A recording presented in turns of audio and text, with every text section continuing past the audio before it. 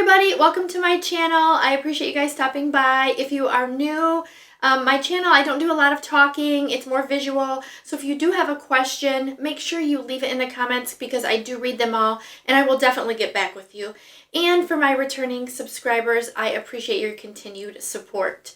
So for the reason you guys are here, I'm going to be doing a swipe technique on a longer canvas.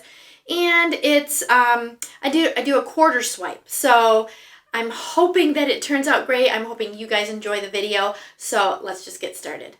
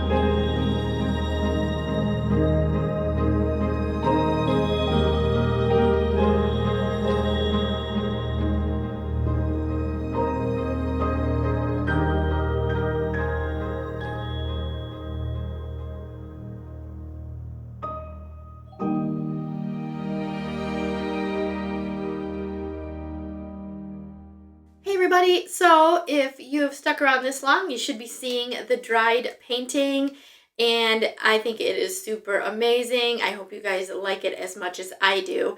Don't forget, if you guys have any questions or comments, make sure you put those in the comments below. Of course, it's comments.